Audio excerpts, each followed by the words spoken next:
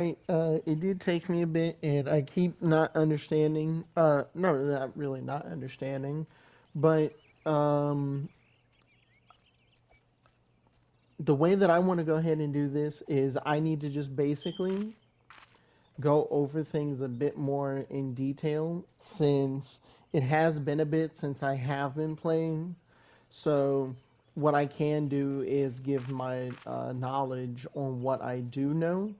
So, uh, with this, I need to go over each individual skill and let you know what its uses are, what gimmicks it has, tips and tricks. Again, this is just basics. This isn't going to be an all encompassing guide that will tell you absolutely everything, but it's just going to be basic information to try to give you an idea of what you can do and what you can't do, as well as things to look out for. So I'm going to pull this up and we're going to go through each individual ability so that way I've got uh, kind of a clear understanding as to what does what and if it's good and if you should use it and if you shouldn't. Because there are a couple that you shouldn't, not too many, but there are a few. So we're just going to pull up the list and we're just going to go through each of these. So uh, Stone, yeah, obviously you'll use because later on that becomes Glare 3. Like as you evolve it through everything, that's just your damaging spell. Yes, you're gonna use it because just because you're a healer does not mean that you do not deal damage. All healers, I repeat, all healers need to contribute to damage. That's just a fact. They have to. There's no ifs. Cure, this is useless. The only time that you ever use Cure is specifically at the very, very beginning of the game until you hit level 30 and use Cure 2. You're going to immediately drop this. You're not going to use this anymore. That 15% chance for a free cast of Cure 2, completely worthless. Just use Cure 2. This does nothing. Arrow again is your dot ability, and it eventually will become Dia. And obviously, that being your main dot, you're going to use it because again, healers have to deal damage, and this is a way of you dealing damage. So obviously, you're going to use it. Uh, Now, Medica 2 is ironically something that you're going to keep for the rest of the game, and it's really good. So, what it does is it grants a hot or heal over time on an AoE, meaning when you use it, it grants not only base healing, but as you see, gives a healing over time. So, you're able to constantly heal with this without basically having to heal because it grants a regen effect. You're able to heal everyone. And it basically gives you something to work with while you're trying to get out your bigger heals. Presence of mind is dependent on what you're trying to do. Essentially, it will reduce your cast time and your recast time. Essentially, you cast your GCDs faster with this on. Now, the way that I use it is as a DPS increase. So you can use it for holy and for, excuse me, and you can use it for Glare 3 because holy is really good. But specifically, you're gonna probably be using it specifically for holy. Now that I think about it, because holy grants that additional stun effect. And the way that it works is that it does work on the server tick, and since this increases your cast time, like it makes it cast faster, every other holy will stun them, and like, don't get me wrong, this does damage. You're going to be doing damage. So by the time that this ends, they'll probably be done. Everything will be dead. Regen is okay. I use it sometimes. It's completely unnecessary. You use it for safety. A gimmick that you can do is before your tank is about to pull, make sure that you cast it on them so that way you get the full benefit. Do not cast it after they've already pulled because you will generate aggro. So either wait until the tank already has maintained aggro for a while so that way you don't jump up on the list, or cast it before, but not as they're pulling because you'll generate too much aggro and you can end up dying. Cure 3 is amazing. I think this is literally the strongest heal in the game. Outside of Benediction, Cure 3 is this massive AoE heal that heals for a lot, especially when it crits. Hang on, see if I can get it to crit. Yeah, see? 25,000 HP and an AoE is massive. Because imagine 25,000 times 8 whenever you're doing party stacks. That's a lot of healing. That's technically more than even Benediction, and Benediction is a full heal on one target. And speaking of Benediction, that's what it does. So a gimmick that you want to also do with Benediction, and this is really just for healers in general, is the only HP for your tank that matters is the last HP. So as long as your tank doesn't die, then you've done your job. In which case, you want your tank to be as low on HP as possible before using Benediction. You want them to be low, so that way you get as much use out of it because it's 180 seconds. You're waiting almost, no, not even almost. You're literally waiting 3 minutes, like in between the cooldowns for it. But you're literally waiting 180 seconds, so you might as well get the full use. Holy is your AoE. Again, it does have that stun effect. The stun does have diminishing returns. So the first stun will be for 4 seconds, the second stun will be for 2 seconds, and the last stun will be for 0.5 seconds. And then after the third time, it's not going to stun them anymore. But if you combine this with Presence of Mind, they'll be dead because Holy still does damage. And even more so once it becomes, what is it? Where is it at? Holy 3. Because it literally is 150 potency with no fall off. And it still stuns. And it uses almost no mana. So, it's popping off. It's pretty good. Afflatus Solus, that is your single target heal. So it is the reason why people feel that White Mage does not deserve, or rather does not need, to have ways of mana regen. So as you saw there and heard, you have your lilies here. These lilies are going to be your resource for healing. When your mana wants to remain unscathed and untouched, you would use Afflatus Solus, which is your single target heal. As you see, that is a lot of healing. And that is literally for free. It's literally for free. It just uses these, and I believe that these stack every, I want to say 60 seconds, as opposed to, what is it? Yeah, that's about 60 seconds in between. So 60 seconds, just about it would take for each one of these to stack. The cap is 3. You want to make sure that you do not reach that cap, because again, with it not being used, basically this is not generating, which means you're missing out on heals, meaning you're going to have to waste more mana. You do not want to waste mana, especially with White Mage, because white mage just cannot afford to waste mana because of one of the skills we're going to talk about here later on, which is Thin Air, because Thin Air received nerfs in Endwalker. What is it? Asylum.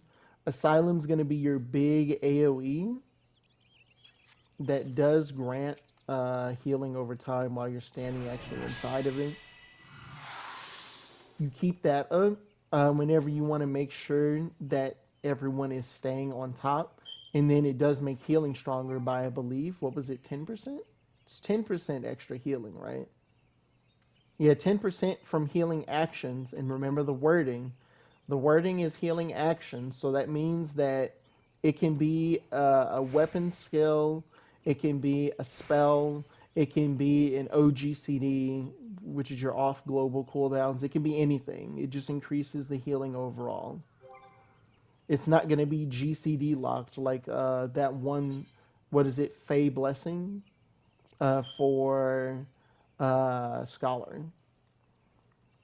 And then a size is again another reason why the AoE for White Mage is really good because it actually sits there. Why isn't only? I still say that it needs a charge though, because it does 400 potency of damage. Don't get me wrong, it does do 400 with no fall off to all enemies, and it restores HP and damages enemies. But that restoring only 5% is really low because if you lack mana discipline, which is basically managing your mana without, being an idiot about it. Like, say you're in the middle of doing a fight. We're going to speed this up, I guess, just by using Cure 3. And you go all the way down to having this much mana. And you start not having mana to do anything, you're going to be stuck. Because a size will only give you this much. And as you see, if you have lucid dreaming on cooldown, like you're still going to run out really fast. And you're going to be stuck not being able to do anything, sometimes for long periods of time. So it's really important to actually have mana discipline, specifically for White Mage, because it cannot afford to screw up. Because its mana economy is awful. I'm hoping that with Dawntrail next month that they fix that, or at the very least just give a size one extra use. So that way you can rotate your Assize and your Lucid Dreaming to maintain mana with Thin Air being nerfed. Because talking about Thin Air, the way it used to work is you would use it and it had, I believe, still a 60-second cooldown. But it would last for, I think, around it. The duration is still the same, where it would last 12 seconds. But the thing is we used to combine Thin Air and Presence of Mind to basically get off a whole bunch of heals without using mana. Because it had no cap on how many times you would be able to cast a spell. And unfortunately now the way Thin Air works is you use it one time. And whenever you use one spell, it just uses it up. So you can cast one spell for free without it using mana. So now you've got to be a little bit more, a little bit more savvy on where your cooldowns are, which is why it's a good idea to monitor them and see these numbers right here. Make sure that they're being used appropriately, because again, White Mage has mana economy problems. Tetragrammaton is really good as well. That's going to be your free heal. I believe, doesn't it have the same potency as Afflatus Solus? No, it's stronger. It's slightly stronger. It's a 700 cure potency as opposed to, I believe it's 600 for this one. No, it's 800, so it is weaker. I keep forgetting that they do balance changes and they change a lot of these things. But the difference is that if you look at it, uh, yeah, you see, it's a GCD heal, and Tetragrammaton is not a GCD heal. It's an OGCD, it's an ability. So sometimes you're able to combine the two in order to get somebody back up to full HP as much as possible, without really having any issues. So sometimes you basically throw not only a Flatus Solus to give them a chunk of healing and make sure that you're using a Lily, but you throw Tetragrammaton on top of them to make sure that this goes on cooldown, because the quicker you use it, the quicker it's going to come back. So if anything, I would probably use Tetragrammaton first, and if they're not topped, use the Flatus Solus, and boom, they're back to normal. Because what is that? That's 700, and this is 800. Do you really, really need 1500 potency worth of healing? Because that's a lot. I'm pretty sure they're healed at that point. And then that's not even to talk about Divine Benison, which is literally just a barrier. It gives you a full-on barrier. Hang on a sec. I think I can get the party menu to pop up here. I will use my Chocobo as the test dummy, so that way it can be tested. There we go. So as you see, it places this barrier, and obviously a barrier being borrowed from the shielders, the barrier healers. This is going to be a buffer, obviously, between damage and your HP, which you always want to have possible, because even though you've got these regions, you've got regions that are stacking up. Basically, while these regions are up, you can use this as the filter in between your target's HP and damage. So while the regions are going off and healing them, this is taking damage and their HP is not taking damage. But at the same time, you could just throw this on them instead and they get full heal, depending on your stats.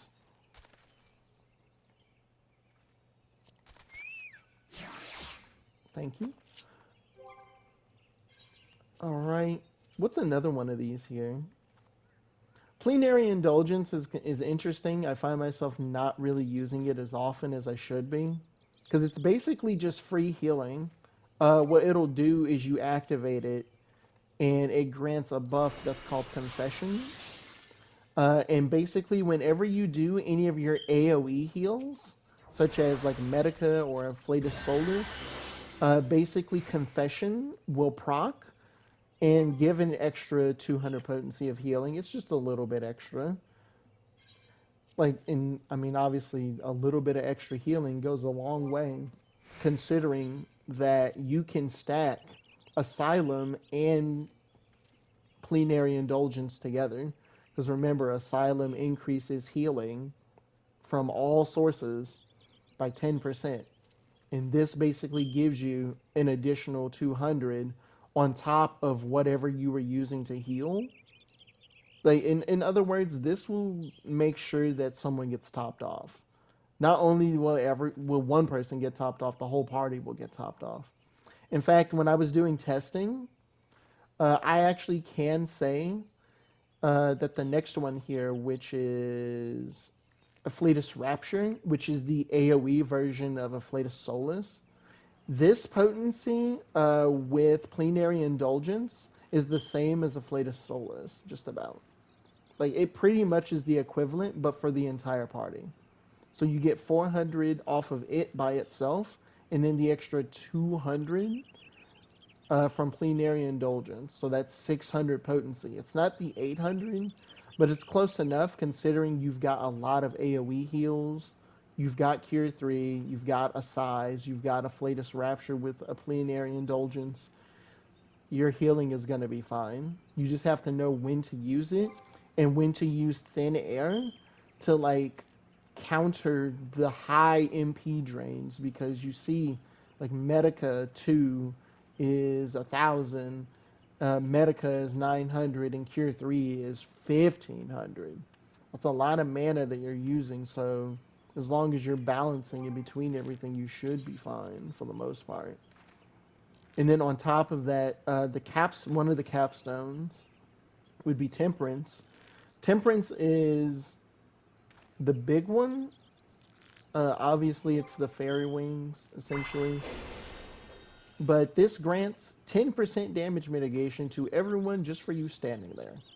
So everyone's taking less damage, and you heal 20% more. Is it from all sources?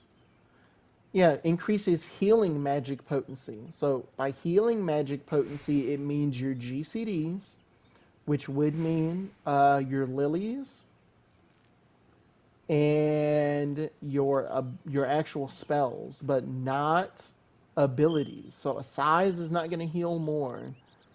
Benediction obviously is not going to heal more. It's a full heal. But Tetragrammaton's not going to heal more. It's only GCD heals. But it kind of doesn't matter because White Mage it has the strongest heals in the game besides in one specific instance where Astro can out-heal every healer in the game.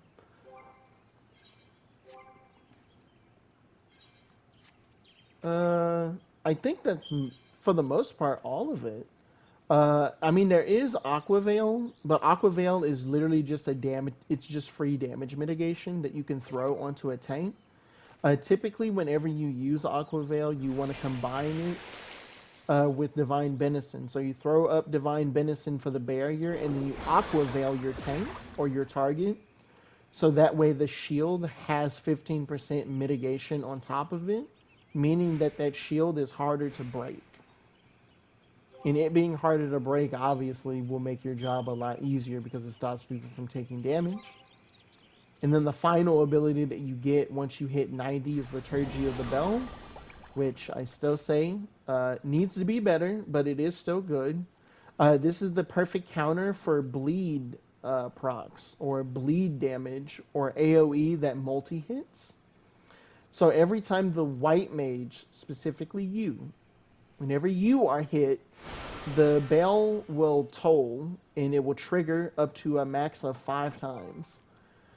And then it has a big heal at the end of its duration if it does not go off all 5 times, basically halving its remaining healing effects, as opposed to you getting the full amount. This is basically almost completely worthless, and it's almost completely useless outside of the bleed scenario, which I actually will show here, because that's really the only way to use it. There's not really anything that you can get out of it other than that. So you've got dungeons like this. I'll go ahead and queue up for it. This one is like the perfect example because you've got sometimes where hits will go off repeatedly, or specifically the last boss that actually has a bleed mechanic where everyone gets hit with bleed and you just throw this up and it just gets rid of it because every time everyone takes a tick of damage, the bell goes off and it has a massive radius. Now, the idea to fix it, in my opinion, is to make it a party buff. Because if you make it a party buff where everyone gets this specific buff, basically the way it would work is everyone is granted Liturgy of the Bell as a buff. And everyone gets 5 stacks. Everyone shares these 5 stacks. Whenever anyone in the party with the buff takes damage, the bell goes off, is my idea. So basically, during tank pulls, you can actually go out and have somebody, like your tank is pulling trash mobs, and they get to the end of the trash pull. Instead of you having to spam Holy, because the way that Holy will work is because of the timings in between 2 pulls. Presence of Mind is going to be available for that first trash pull, but for the second trash pull, you do not have this available. So, in order to make things easier, it would have been better to make it a party buff because you use this for one pull and you use Liturgy of the Bell for the second pull because every other hit that the tank takes, they get a free heal proc going off, which would make sense, but I guess they did it just for balancing purposes. They don't want people to be too AFK, even though Scholar does not heal, like, at all. I swear to you, I never heal whenever I play Scholar. I never really heal. I just place a big shield on someone, and then I just go off and do whatever. So I don't know why White Mage can't do the same, but to be honest, it kind of gets away with it because of Holy. Because Holy being as strong as it is, because when it stuns enemies, remember, enemies are not attacking. And if they're not attacking, your tank's not taking damage. Technically making Holy the best damage mitigation really in the game for all healers because it literally just stops anyone from taking damage literally at all. Like, trash mobs can't even hurt you. They literally do nothing. And they're stuck there for long periods of time.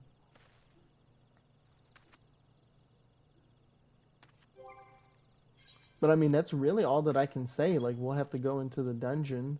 I mean, I guess I could go over some of these, like the roll actions, but roll actions aren't really unique specifically to White Mage. I mean, Repose is extremely situational. You will almost never use this. What it does is it puts a target to sleep. Technically, if you're fast enough, because since I'm on console, I will say you do not... Well, no, I have enough buttons, obviously, because this right here, I could put it here. But I just don't use it. Like, there's no reason to put anything to sleep, because if I'm the healer, no one's dying. To use that is to prepare to fail, essentially.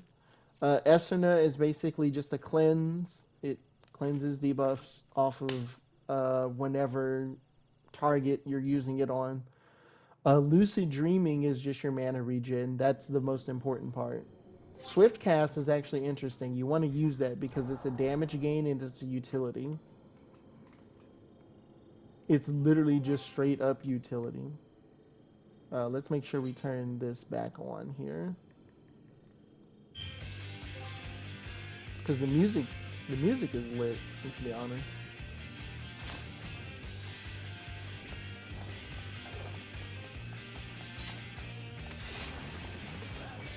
But yeah, you see, whenever you use it like that, I do generate some aggro.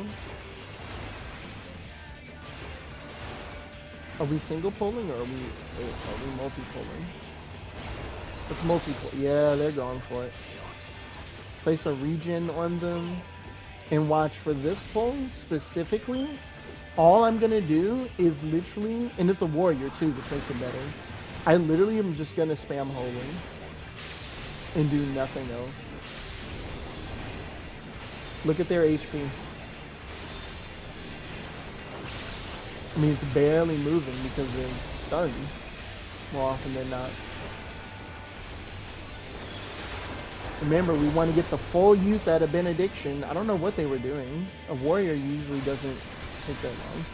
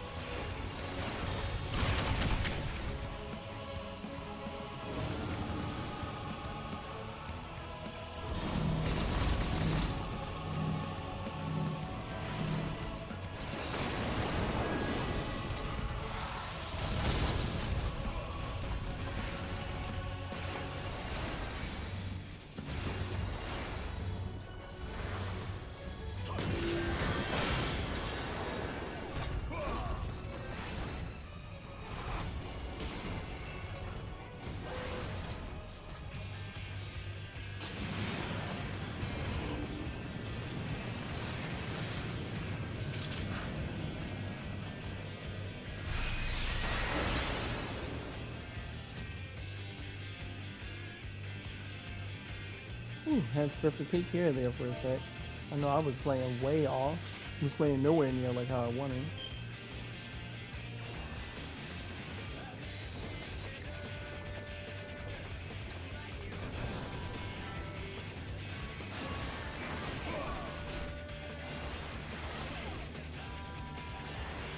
Here they go.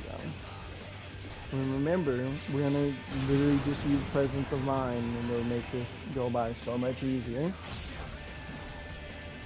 But we're gonna use Divine Benison, Aqua Veil, Holy to get the stun started, and then Presence of Mind, and then just stun. By the time this wears off, everything will probably be good.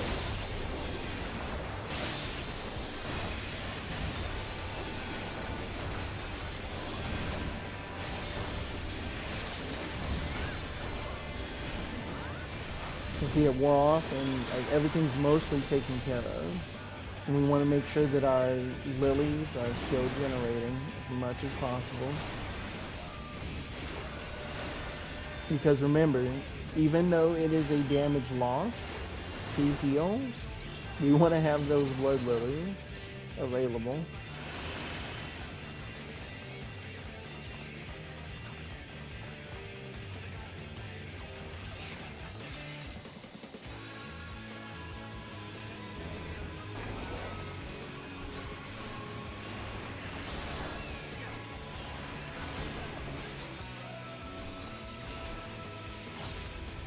See, after they've already done their aggro, then everything is okay. But sometimes you still want to be careful about when you're pulling. Or rather, not when you're pulling, when you're putting regens on them, because the regen generates aggro. Although tank, I'll be honest with you, aggro management is good. It's a fucking good. Like, any tank that is pressing buttons is gonna literally get enough aggro. See? Wait until they get as low as possible before you do that. Before using Benediction, I want them to be low. I want to play Limbo with their HP. That is the game. I think the lowest that I've gotten somebody's HP down to before I healed them was 32 health. They did not enjoy that. They let me know that. They let me know that I made them panic. Because I literally will just let someone's health dip, like as low as possible. And that was me, I guess, at the peak of playing. I haven't played really in a while, so I am a little bit off with my timing. But I mean, eventually I'll just get it back in full, because in a while I'll be playing anyway.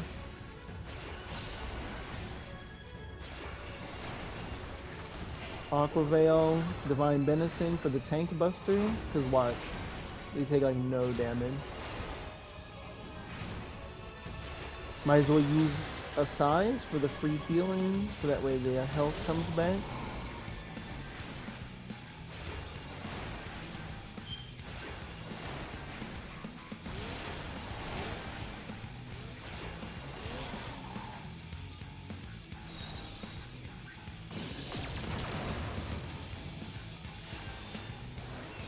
That was the other roll action, which is rescue. You can pull somebody.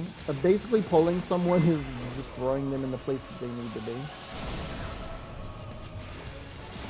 But look at this healing. Yeah, look at that. What needs that much healing? I don't think there's anything that needs that much healing. Oh, I'm number one, so I need to go in front. Because it's going to hit me first. And then throw that down. And remember, healing actions. Help out the tank with mitigation. Keep in mind, though, that mitigations don't stack. It's not how they work. They aren't additive. They're sort of like weird. It's weird like multipliers, if I had to put it like in a specific way. So like 14 mitigation and 14 mitigation is not like, it's not additive. That's not going to be combined together.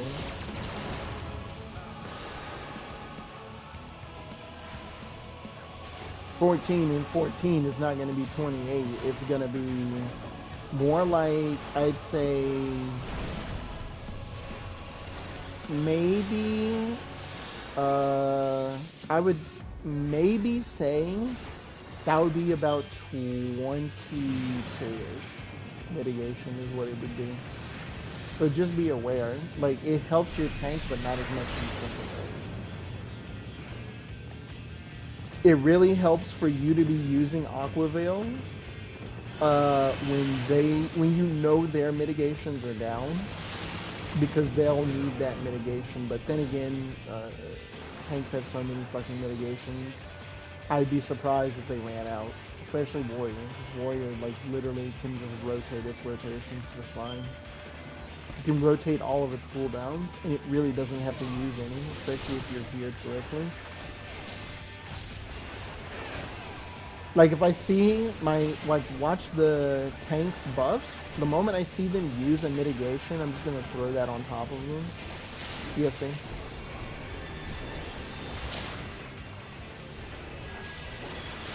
In this circumstance, I would not use Aqua Veil, because I'm watching the timers on their buffs, and look, their Rampart's about to run out. Since it's about to run out, now I would use Aqua Veil so that way they have a buffer still. They've still got something healing them.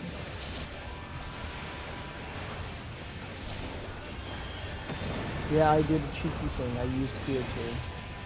I wonder if that pisses you off. No, it probably won't. I don't think it tanks. Like, most of the tanks are pretty chill. They're not gonna kill. Just as long as you don't let their HP hit 0, they'll be fine.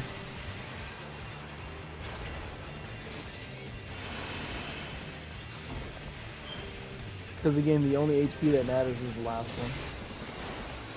Literally the only one that matters.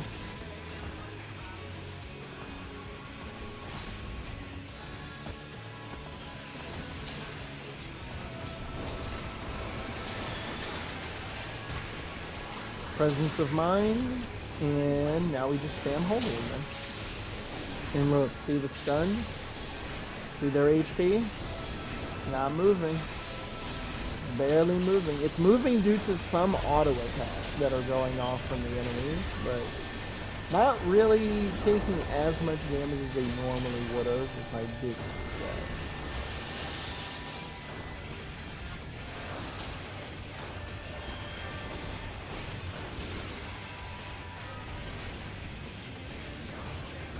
When there's two targets, so I believe, is it still a damage game?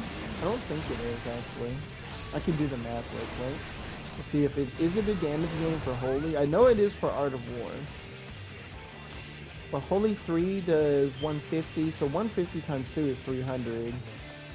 And this does 310, so now it's a damage loss. It still is a damage loss. Okay, and now this boss literally has the one mechanic that Liturgy of the Bell just counters.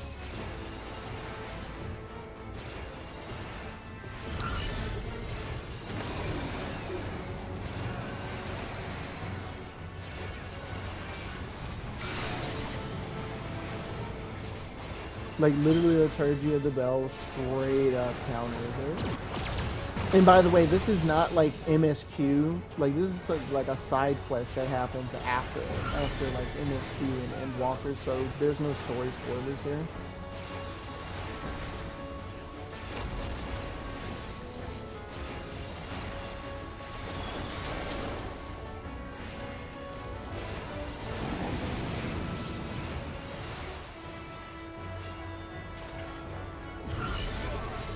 And then we're gonna have a forced march eventually. So we're gonna make sure that I'm out of the way.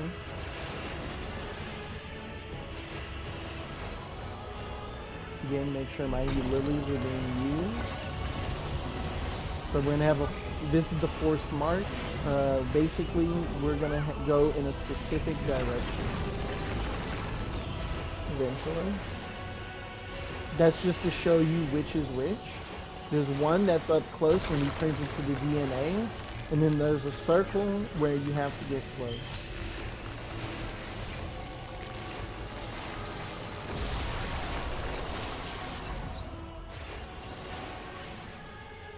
And again, mana discipline, use lucid dreaming, combine it with the size.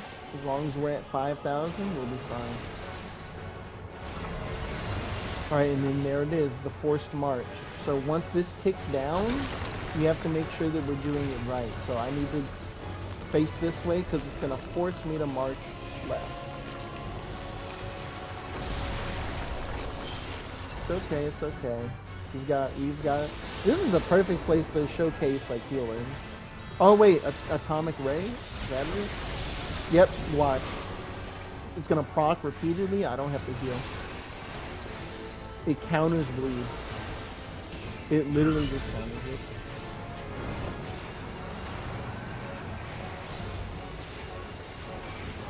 Nah, I did not have to do any healing. And then that last one's gonna go off.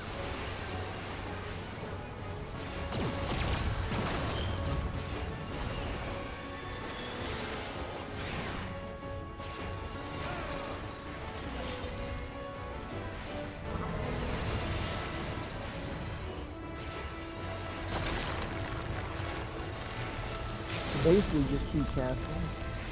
I'll march towards them.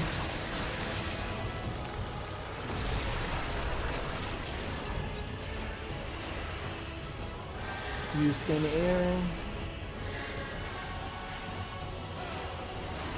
And done. Easy.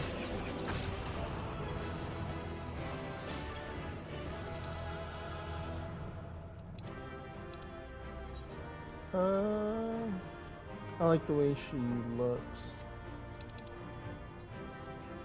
Oh wow, we didn't get the minion either this time. Sag.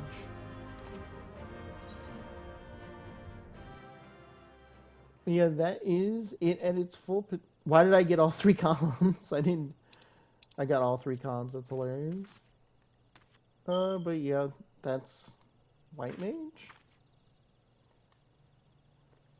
So it's easy. Once you get the hang of it, practice mana discipline. Make sure you don't run out of mana. Don't really make any errors, and you should be fine. Because you see, my mana did not really dip very much at all. That's mostly because of the fact that I am geared. So, I mean, I guess when you're struggling, or if you're struggling with White Mage, one thing that I can say is look at this stat specifically, which is Piety. It will increase your mana regen. In Piety specifically is your regen while in battle. While leveling Piety, you want like 500 to like 1,000 sometimes. Because I know when I was leveling White Mage for Endwalker, I had like 1,100 almost. Because it really needed it. But once you get the entire like kit and you're geared, you just space them out in between.